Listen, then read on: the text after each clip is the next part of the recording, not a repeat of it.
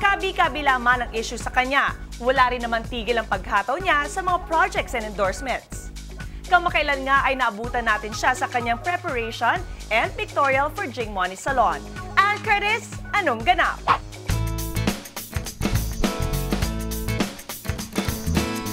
Wala talagang kapaguran itong si Ann Curtis. May daily noontime show na, may daily primetime fantaserye pa na nangunguna sa ratings. She even encountered a serious accident while taping for Jezabel.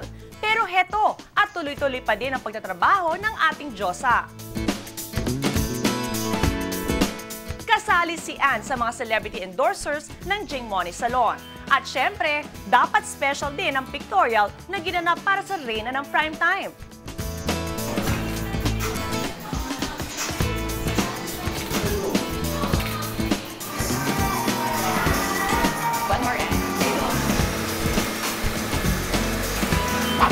Nakakabilib talaga itong si Ann. Despite her very busy daily schedule, naisingit pa niya ang pakikipag-bonding sa spa sa mga nanalo sa isang interactive contest ng Palmolive.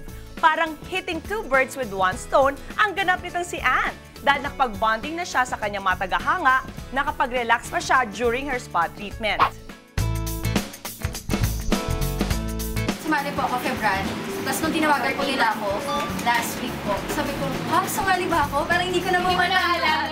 With Ann Curtis! Oh my God! Masaya nakipag-bonding si Ann sa mga napiling winners sa contest ng isang hair care product. Feeling it girl sa mga lovely ladies dahil nakasama nila ang nag-iisang Diyosa. Ito ang kwento ko sa buhay. Talagang go lang ng go, diba?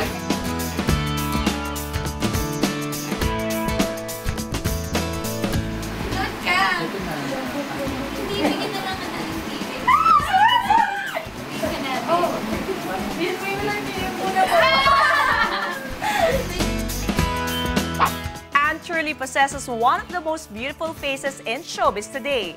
Ito at ang kanyang professionalism ang mga dahilan kung bakit nananatili siyang in demand sa mga projects at endorsements. Imagine, after figuring from a freak accident and right after lumabas sa ospital, ay dumiretso na agad itong si Ann sa pagtatrabaho. Our goddess is definitely a real trooper. Saludo kami sa'yo, Ann!